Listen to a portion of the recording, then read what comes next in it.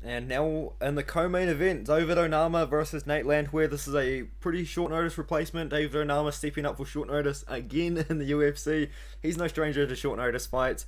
His opponent, Garrett Armfield, took the fight on short notice in his last fight about a month ago. He made his UFC debut on short notice against Mason Jones and put up a very exciting fight. And Nate Landwehr, is this guy ever in boring fights? This guy's in such exciting fights, and I'm gonna reference him again. The MMA Guru talked about the Nate Landwehr's like 2014 highlight video, which is absolutely hilarious to watch because he's just kind of yelling absolute nonsense.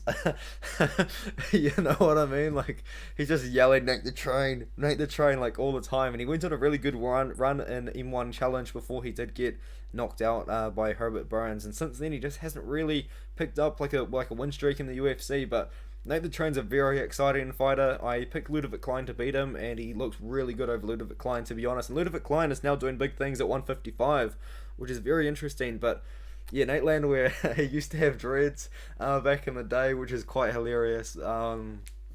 Bring back the dreads, Nate. Bring back the dreads. And it's also worth noting this fight is going to be in front of a big crowd. David Onama, I don't believe, has fought in front of a big crowd before. Nate Landwehr has. And Nate Landwehr is a very crowd-friendly fighter. You know, he's crazy. He yells stuff. He's probably going to yell stuff during the fight, and he's just an exciting fighter in general. So maybe we say Nate Landwehr absolutely thrive off the crowd, but if he needs to, Nate Landwehr can work takedowns and use some grappling from there. But David Onama, I think he's the better fighter on the stand-up, but I do believe that this fight is going to take place on the feet.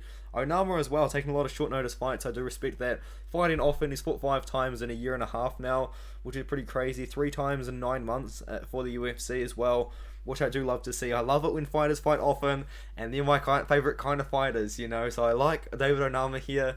I'm picking him to win, not just because I like him, but I am picking him to win. I think he's going to win a striking battle here.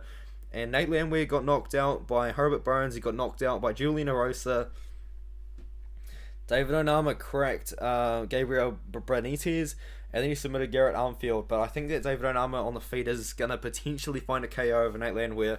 It's a shame, but as long as it lasts, Nate Landwehr is going to be very exciting. He's going to be in the fight. The crowd's going to be going crazy. Probably for both guys. I think David Onama probably is somewhat of a big name right now, but Nate Landwehr thrives off the crowd, and I cannot wait to watch it. But I think that David Onama finds the KO here. I'm going to pick him by KO. And everyone else has too. Interesting. I thought a lot of people would be on Onama decision.